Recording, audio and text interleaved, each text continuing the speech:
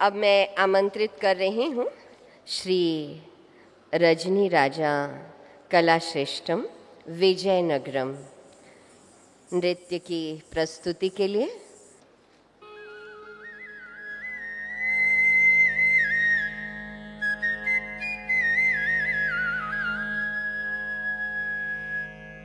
बाल गोपाल कृष्ण पाणी पाही नील मेघ से वीर नील मेघ से वीर नील मेघ से वीर नील मेघ से वीर नित्यानंदम देहि बाल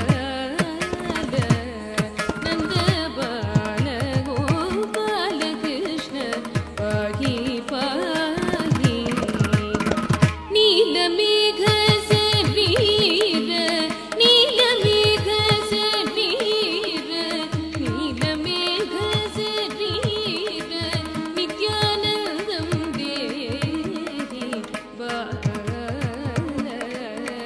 नंद बाल गोपाल कृष्ण पाहि पाहि नील मेघ से वीर नित्यानंदम देहि नील मेघ से वीर नित्यानंदम देहि नील मेघ से वीर नित्यानंदम देहि बाल नंद बाल गोपाल कृष्ण पाहि पाहि नील मेघ से वीर नील मेघ से वीर नित्यानंदम देहि नित्यानंदम देहि बाल गोपाल कृष्ण पाहि पाहि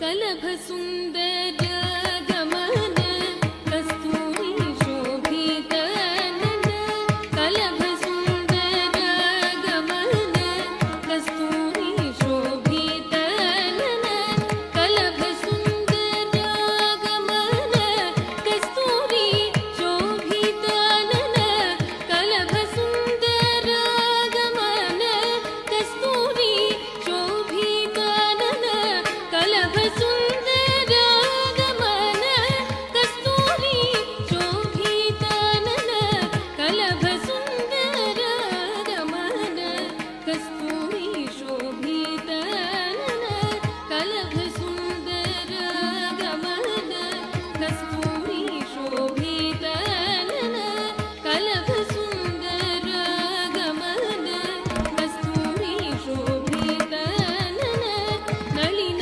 दलयत नयन नंद नंदना नलिन दलयत नयन नंद नंदना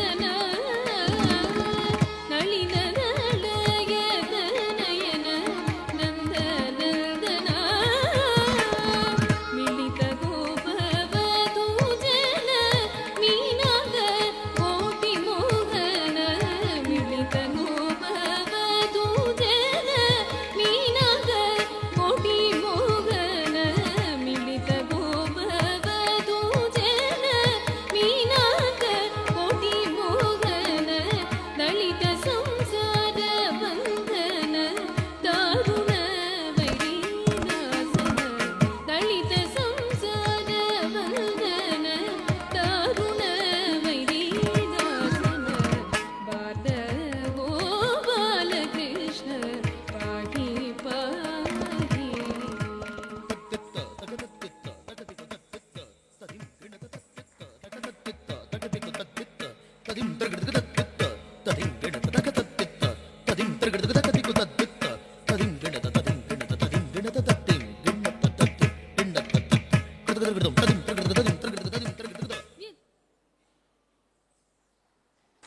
सुंदर प्रस्तुति।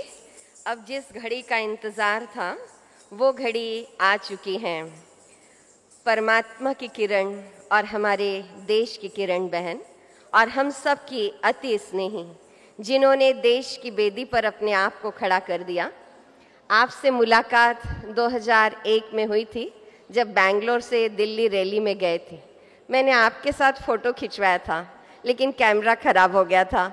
लेकिन आज मुझे बहुत खुशी हो रही है कि आपके साथ मैं उस मंच पर हूँ और आपका परिचय दे रही हूँ। बचपन से जब आपको देखती थी आपके समान बनने की इच्छा होती थी, लेकिन आध्यात्म की बेदी पर अपने को समर्पण किया, इस बात की मुझे बहुत बहुत खुशी है। तो मैं आदरणीय किरण बहन के लिए यही कहना चाहती हूँ कि चेहरे पर अश्कों की लकीर बन गई, जो न चाहा था वही तस्वीर बन गई। हमने तो रेत पर चलाई थी उंगलियां, देखा तो आपकी तस्वीर बन गई, देखा तो आपकी तस्वीर बन गई। आमंत्रित करती हूँ ऑनरेबल श्रीमती किरण बेदी जी को, उपराज्यपाल पांडिचेरी।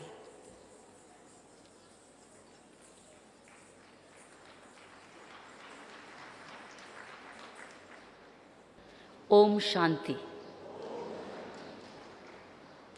मेरे परम आदरणीय भाइयों और बहनों, मैं बहुत बहुत आभारी हूँ सारे ब्रह्म कुमारी परिवार का, विश्व परिवार का, जिन्होंने आज मुझे माउंट आबू में बुलाया, आबू रोड बुलाया और माउंट आबू बुलाया। 45 साल के बाद मैं मानती हूँ कि बहुत अच्छे इनविटेशन पहले बार बार आते रहे, लेकिन भाग्य की बात है, समय की बात है कि नज़दीक होते हुए मैं नहीं आई, लेकिन आज दूर से पौंडीचेरी से आई हूँ 45 साल के बाद। मैं 45 साल इसलिए बोल रही हूँ क्योंकि माउंट आबू में नेशनल पुलिस एकेडमी थी, तो 1972 में मैं यहाँ आकर भर्ती हुई थी और यहाँ मेरी पहली ट्रेनिंग पुलिस की यहीं हुई थी।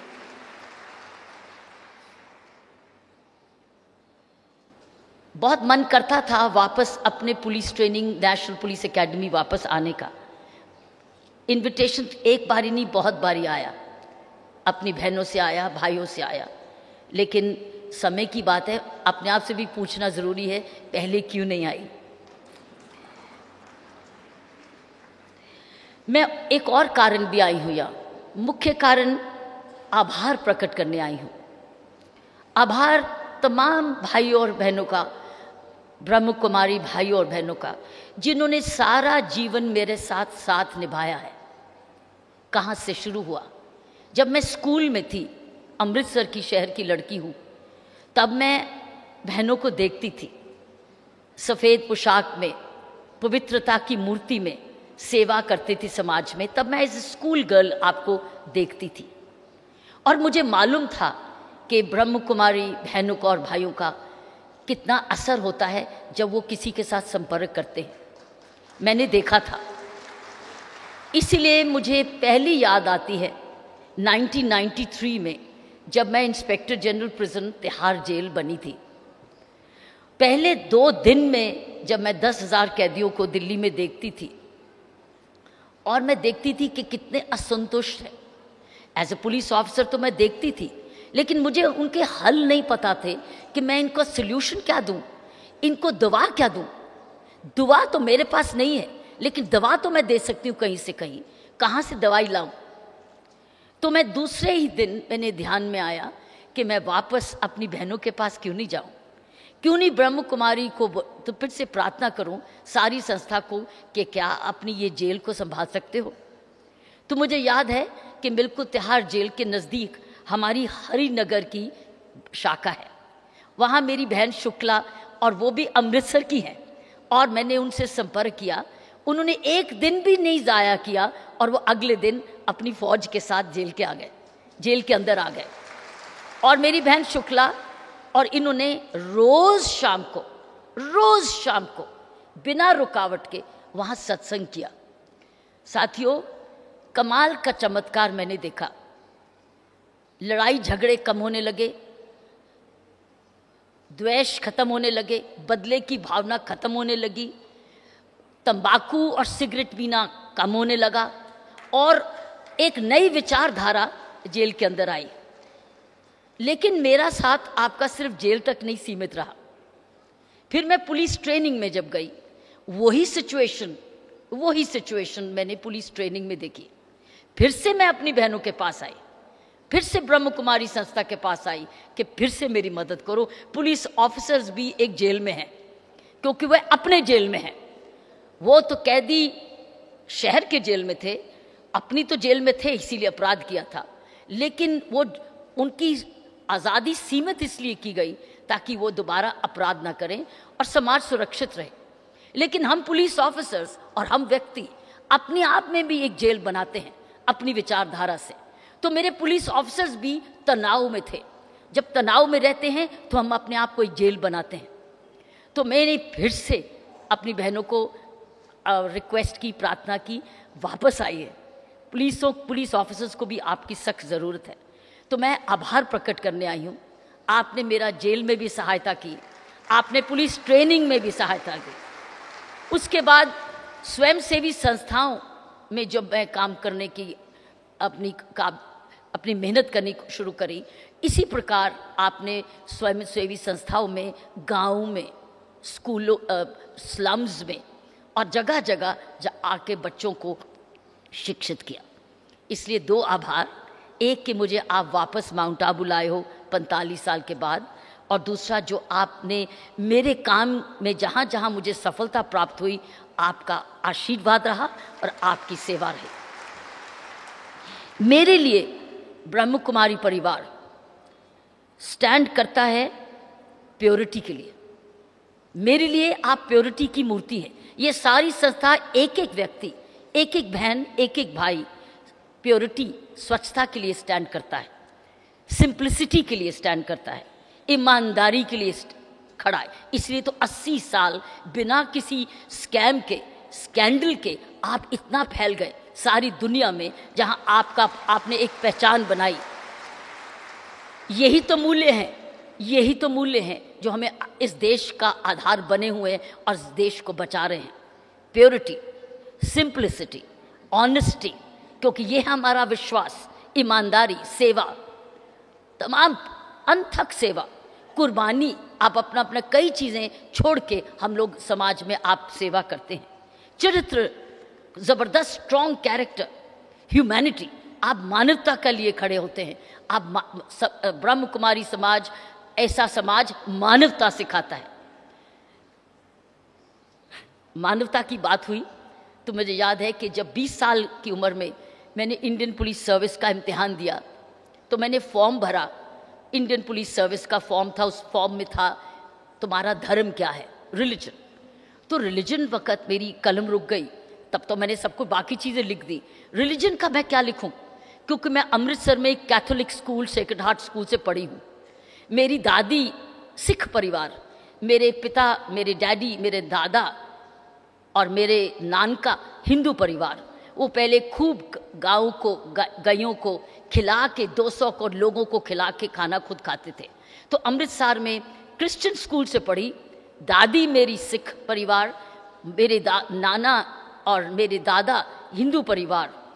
ये तीनों ऐसे, बाकी समाज तो मुसलमान समाज आसपास था अमृतसर में, तो मिल के सब रहते हैं। तो मैं रिलीजन क्या लिखूं, इंडियन, और उस वक़्त मेरी उम्र 20 साल थी। सोचूं क्या लिखूं। कभी मैं मॉर्निंग में चर्च में भी जाती थी, दादी के साथ दरबार साहब भी जाती थी, नानी के साथ दुर्गियाना मंदिर भी जाती थी। और तो मैं क्या लिखूं, तो मैंने लिखा, अंग्रेजी में लिखा ह्यूमैनिटी, रिलीजन लिखा ह्यूमैनिटी। और मुझे याद है कि जब मेरी इंडियन पुलिस सर्विस में के लिए इंटरव्यू हुआ, तो उन्होंने बहुत पूछा कि क्या मैंने बनावटी तो नहीं लिख दिया ह्यूमैनिटी नंबर लेने के लिए, क्या मैंने जान के इम्प्रेस करने के लिए तो नहीं लिखा ह्यूमैनिटी। लेकिन मैंने फिर जब इंटरव्यू बोर्ड को बोला कि मैं सच्ची में मानवता में विश्वास करती हूँ, यही संस्कार मुझे मेरे माँ बाप ने दिए हैं और मेरे बड़ों ने दिए हैं। मैं मानवता में विश्वास करती हूँ और ईश्वरीय शक्ति में विश्वास करती हूँ, किसी रूप में भी है। तो मुझे याद है, मेरा विश्वास है कि मेरा ये जवाब ही मुझे इंडियन पुलिस सर्विस में लाया, क्योंकि इसमें मुझे इंटरव्यू में बहुत नंबर मिले और शायद यही चीज़ मुझे मेरी ज़िंदगी भर के लिए मुझे उसने मिशन दिया। तो साथियों, ब्रह्म कुमारी मेरे लिए प्योरिटी, सिंप्लिसिटी, ऑनेस्टी, ह्यूमैनिटी, प्रेम, लव, क्योंकि आप प्रेम की मूर्ति हैं जहाँ जहाँ आप जाते हैं। ये मैंने खुद अपनी आंखों से देखा है कि जब मेरी शुक्ला बहन और इनकी मेरी बहनें जेल में आती थी, किस प्रकार हर व्यक्ति इनके पांव छूता था, क्योंकि आप प्रेम देती थी, आप आशीर्वाद देती थी, कंपैशन, आप फॉरगिवनेस भी बहुत देती थी, आप ज्ञान भी देती थी, आप शांति तो हैं ही, क्योंकि आप ओम शांति हमेशा कहते हैं। तो ये मेरे लिए परिवार, यही मूल्य इस देश को और इस दुनिया को चाहिए, जो कि ब्रह्म कुमारी एक उदाहरण है। पिछले 80 ईयर्स से आप इसको गहराई तक आप इसको रूटेड करो, इस मॉरल वैल्यूज़ को इस देश में रूट्स में आ चुकी है, ये रूटेड है, क्योंकि आप हर एक परिवार इस मूल्यों के साथ जुड़ा हुआ है। मैं अपनी 3 छोटी बातें इस इंट्रोडक्शन के बाद रखना चाहती हूँ। एक तो एक सच्ची स्टोरी है।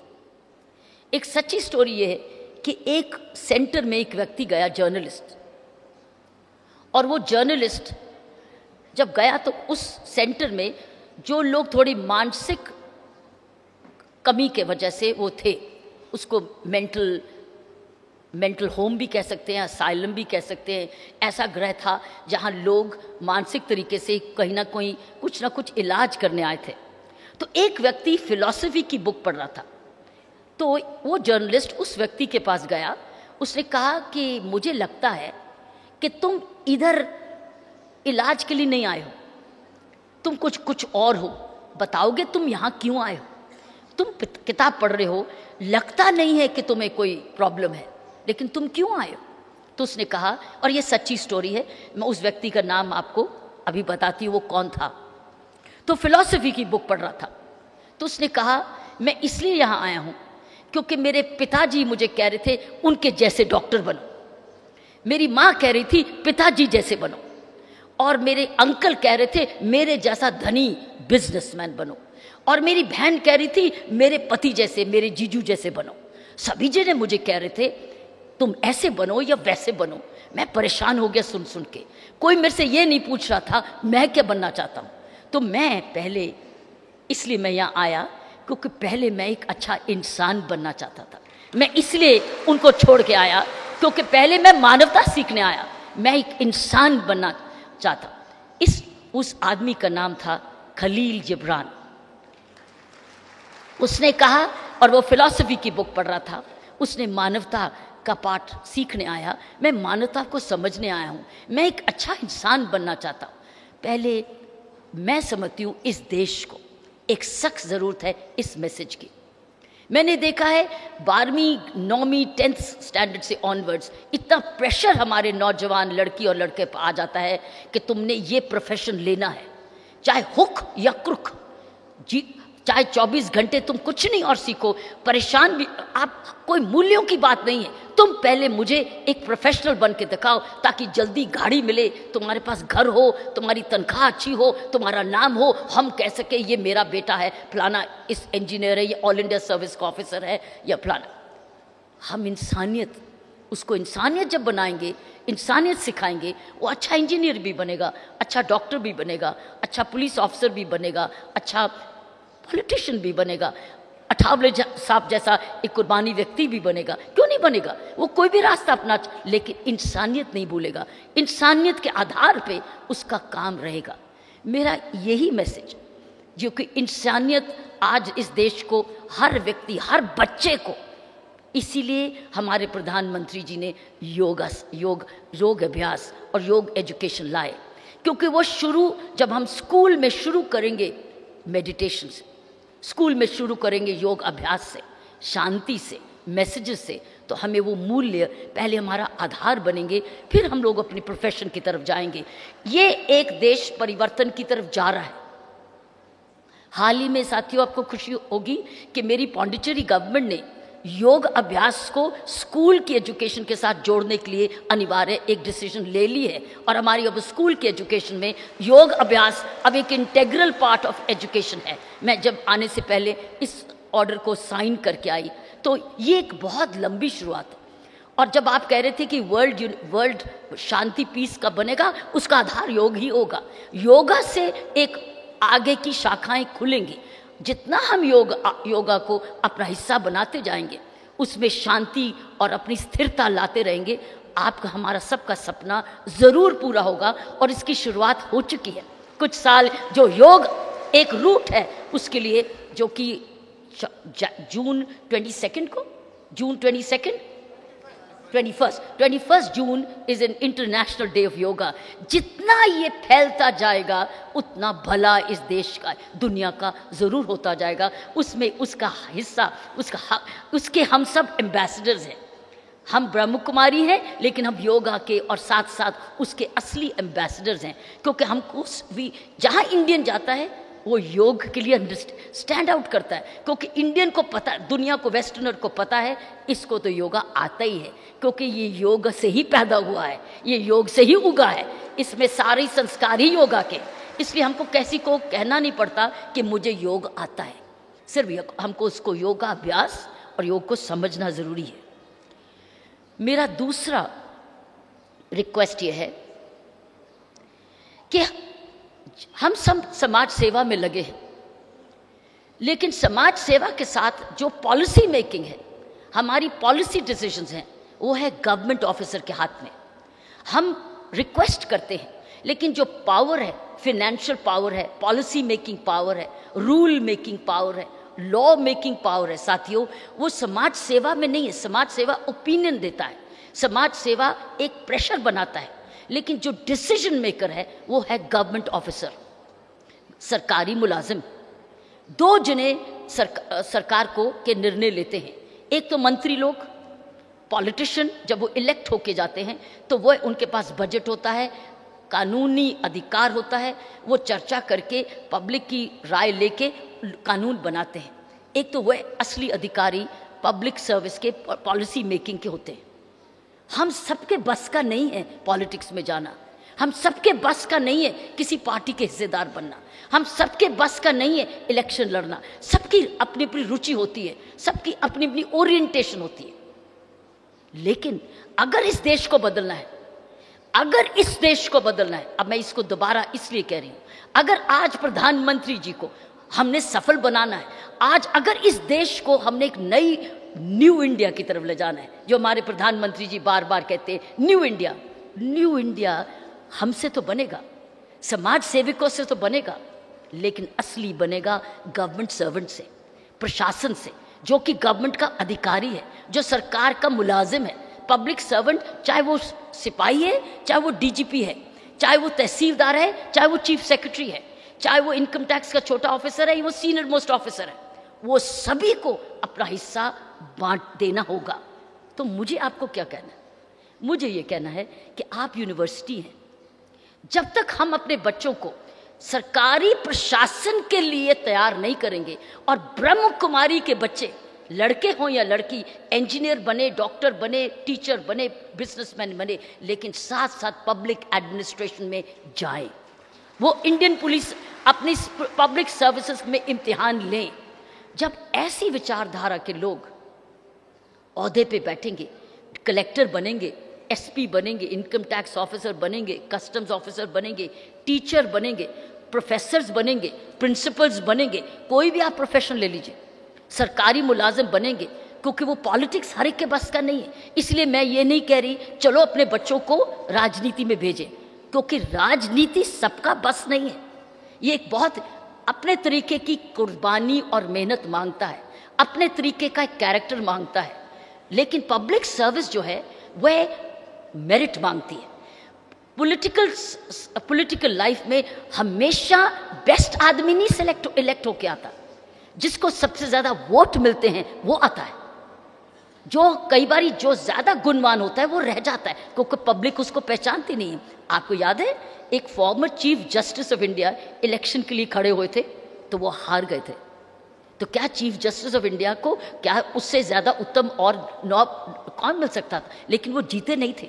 सो इलेक्शंस में कोई गारंटी नहीं है कि हम लोग हमेशा बेस्ट व्यक्ति, मेरिटोरियस व्यक्ति को ही इलेक्ट करें। हर तरीके के लोग आते हैं, क्रिमिनल बैकग्राउंड के भी लोग आते हैं, लेकिन पब्लिक एडमिनिस्ट्रेशन में क्रिमिनल बैकग्राउंड का व्यक्ति नहीं आ सकता, नहीं आ सकता। वो मेरिट से ही आएगा, और उसमें लड़की और लड़के में भी भेदभाव नहीं है, लड़की और लड़के में भी भेदभाव नहीं। मैंने ये देखा है कि हम लोग जो सोशल वर्क में हैं, हम अपनी बच्चियों को और ऐसी इंस्टीट्यूशंस, एक सिविल सर्विसेज और स्टेट सर्विसेज का, पुलिस सर्विसेज का, बैंक सर्विसेज का, ऐसी सर्विसेज का जो हमारे सर्विसेज के एग्जाम होते हैं, एक सेंटर खोलें और उस सेंटर में ऐसे ब्रह्म कुमारी, ये जो हमारी नई पनीरी है जो पब्लिक सर्विस में जाना चाहती है, उसको पढ़ाएं, उसको मेहनत करके मेरिट पे जिताएं, उसको सफल कराएं। जब हमारी पनीरी, हमारी ऐसी प्योरिटी, ईमानदारी, सेवा भाव के लोग जब पब्लिक सर्विस में ज्यादा आने लगेंगे, सब जने काम करने लगेंगे, ईमानदारी देश में बढ़ जाएगी। और कोई गारंटी नहीं है। अगर आप चाहते हैं कि कोई गारंटी होनी चाहिए ईमानदारी की, सच्चाई की, ईमानदारी की और चरित्र की, हमारी पब्लिक सर्विस और एक संवेदनशीलता की, तो उसके लिए तो ये मूल्य उसके साथ जाएं। अभी तो सिर्फ नंबरों की मेरिट है। अभी पब्लिक एडमिनिस्ट्रेशन में कैरेक्टर नहीं चिना जाता। कैरेक्टर तो तब पहचाना जाता है जब एक गरीब आदमी उस ऑफिसर के सामने आता है, तो क्या वो किस तरीके से उस गरीब आदमी की सेवा करता है, मिलता है कि नहीं मिलता है, उसको समय देता है कि नहीं देता है, उसकी पहचान करता है कि नहीं करता है, उसका काम भी करता है कि नहीं करता है, कि सिफारिश से ही करता है, जिसकी सिफारिश आ गई तो हो गया, जिसकी सिफारिश नहीं आई तो तुम चला गया। यहाँ ये देखता है कि इसकी अगर मैं मदद करूँगा तो मुझे क्या इससे मिलेगा। वो सरकारी काम को बिजनेस बनाता है। सरकारी काम को बिजनेस नहीं बनाना है, सरकारी काम को सेवा देना है। और वो सेवा भाव आधार से आता है, वो नर्चरेंस से आता है, वो अपने माँ बाप से आता है, माँ बाप ने उनको क्या संस्कार दिए, संस्थाओं से आता है। तो मेरा एक सुझाव है, ये सुझाव मैंने पहली बार ही नहीं दिया है। अब मैं जिस संस्थाओं में भी जाती हूँ, मैं उनको यही कहती हूँ, अपनी लड़कियों को, एक मैं पीछे विमेंस कॉलेज में गई और वो विमेन इतनी लड़कियां लायक, बहुत लायक, पढ़ाने में लायक, वो विमेंस कॉलेज था। लेकिन मैंने उनसे पूछा, आप में से कितनी लड़कियां गवर्नमेंट सर्विस में जाएंगी, सरकार की सर्विस में जाएंगी? कुछ हाथ नहीं खड़े हुए। क्यों? क्योंकि उनको मालूम नहीं था करियर डेवलपमेंट हम कैसे करेंगे, हमको कौन पढ़ाएगा। हमारे पास पैसे नहीं है दिल्ली में जाके या चेन्नई में जाके या बेंगलोर में जाके या हैदराबाद में जाके या चंडीगढ़ में जाके, जहाँ ऑल इंडिया सिविल सर्विसेज के या स्टेट सर्विसेज के या बैंक्स के या रेलवेज के, सरकारी नौकरी हर जगह सेम है, ज़रूरत हर जगह सेम है। वह कैसे जाएं? क्योंकि वो हर प्राइवेट ट्यूशन्स इतना पैसा देना पड़ता है, क्योंकि महंगा है। उसमें प्रोफेसर्स होते हैं, वो अपना समय देते हैं, उसकी कॉस्ट है। आप ज़ीरो कॉस्ट पे अगर ऐसे इंस्टीट्यूशंस आप खोलेंगे, संस्थाएं खोलेंगी, मैं समझती हूँ अच्छे लोग आने लग जाएंगे और ऐसी सेवा होने लग जाएगी और आपके विचार, हमारे विचार फैलेंगे। तो ये मेरा दूसरा सुझाव था कि हम अपने बच्चों को, माँ बाप तो हम हैं अच्छे, क्योंकि अच्छी इंसानियत की तरफ जा रहे हैं, हम अपने परिवार को तो अच्छे इंसानियत का एक रोल मॉडल तो देंगे।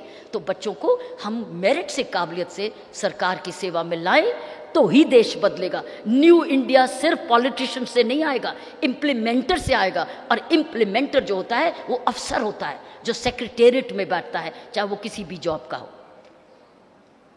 तीसरी चीज और लास्ट सजेशन ये है,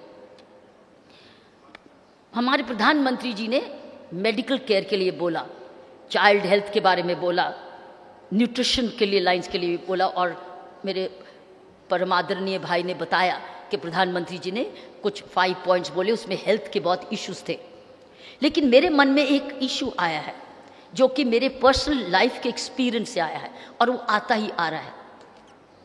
वो ये है कि इस वक्त क्योंकि फैमिलीज छोटी होती जा रही हैं, जो बड़े लोग हैं, जो हमारे दादा दादी हैं, बुजुर्ग हैं, जो उम्र और उनके छोटी फैमिली की होने की वजह से बच्चे बाहर चले गए या घर में नहीं है, या सारा दिन बाहर काम करते हैं अगर वो बीमार होते हैं, उनकी देखभाल के लिए परिवार में कोई नहीं है।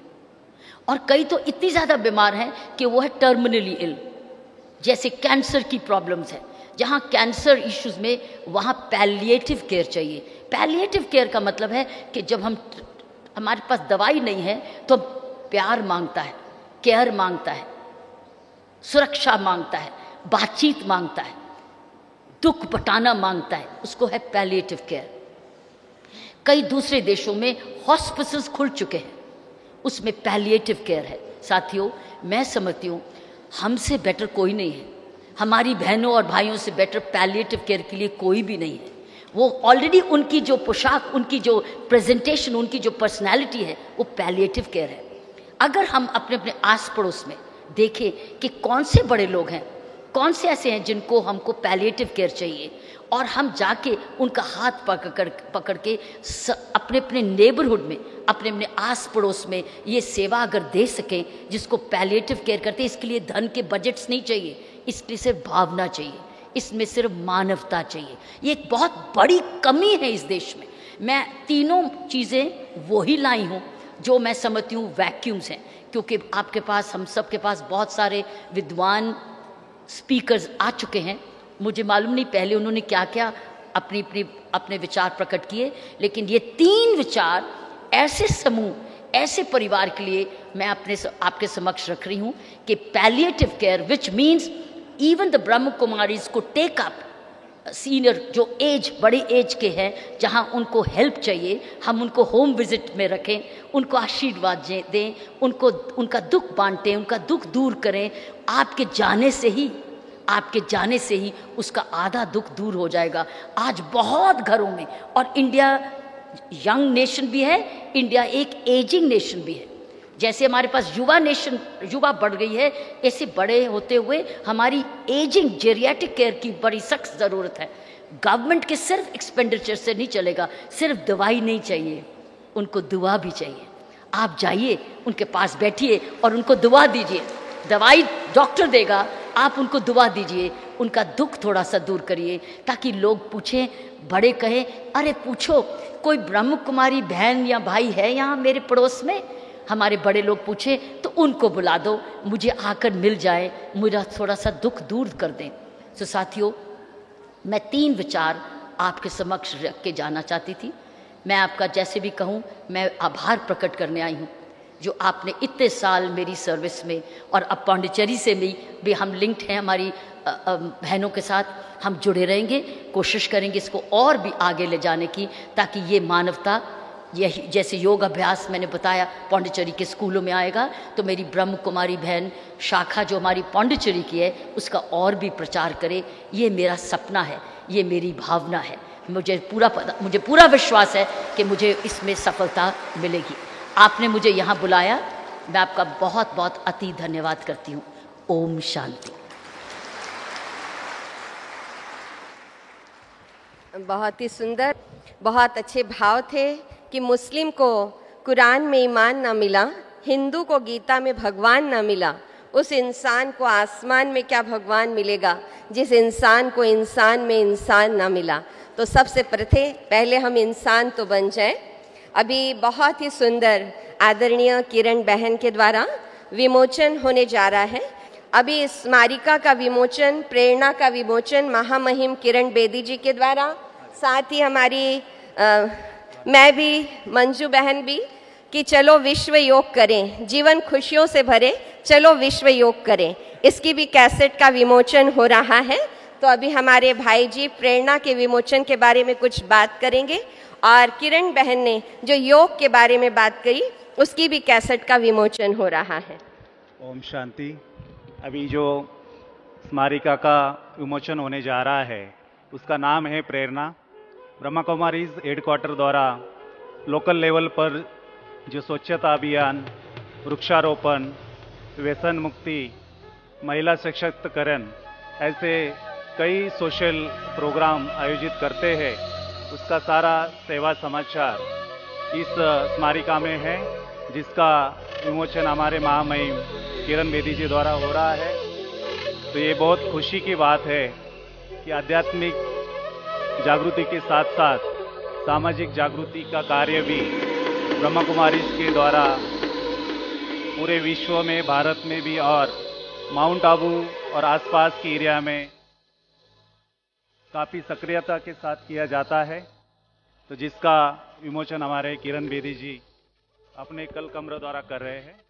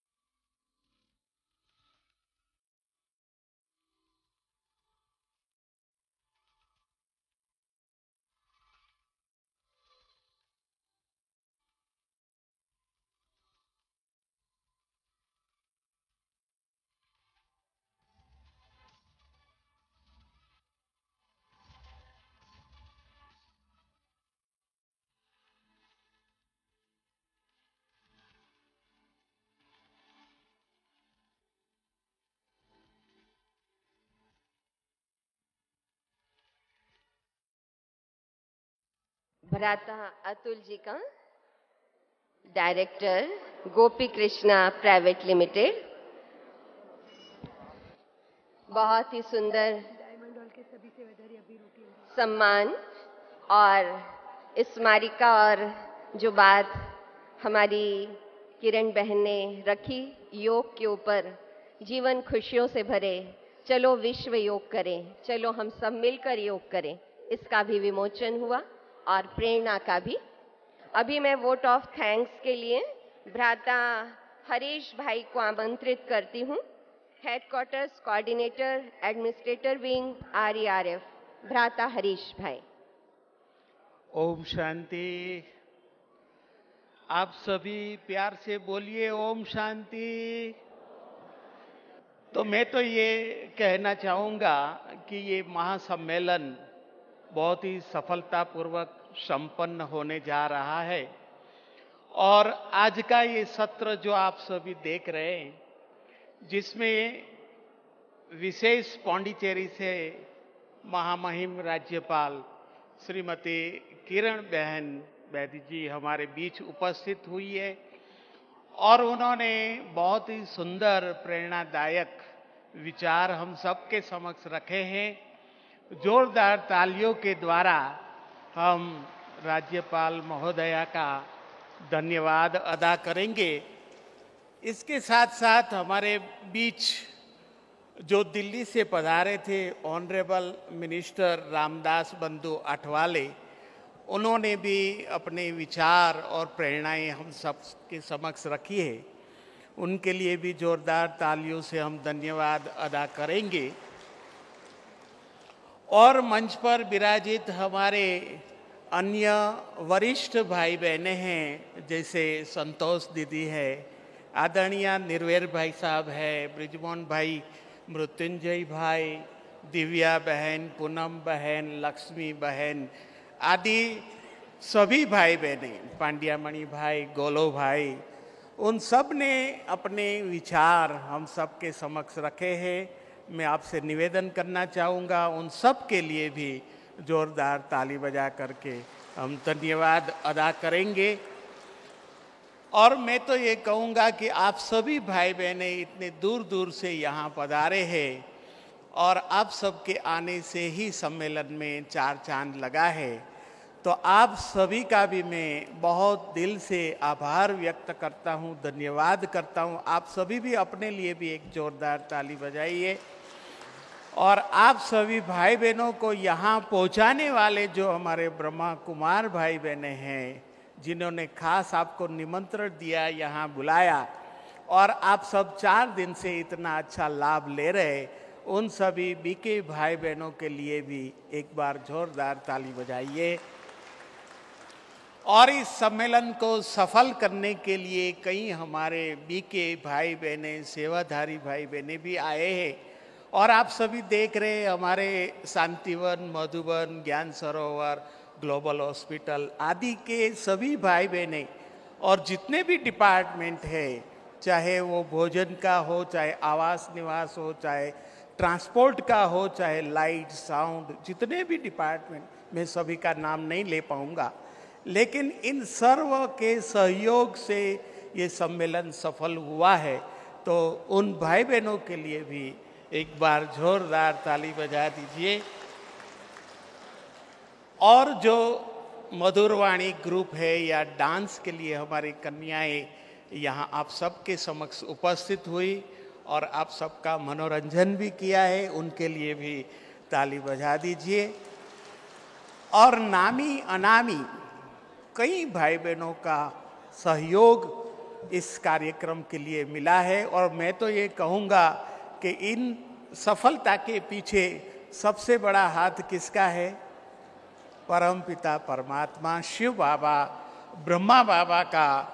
और साथ में हमारी वरिष्ठ दादियाँ, दादी जानकी जी, दादी हृदय मोहिनी जी, दादी रतन मोहिनी जी, और हमारे वरिष्ठ भाइयों का, बहनों का, सब लोग यहाँ उपस्थित हुए। आप सभी ने देखा कि हमारे जितने भी भारत के जोन इंचार्ज, सब जोन इंचार्ज, मुख्य भाई बहनों का स्वागत भी हुआ, सम्मान भी हुआ। सब लोग उपस्थित होकर के अपनी प्रेरणाएं भी दिया है, आशीर्वाद दिया है। उन सब के लिए भी एक बार जोरदार ताली बजा दीजिए। बहुत बहुत धन्यवाद। ओम शांति।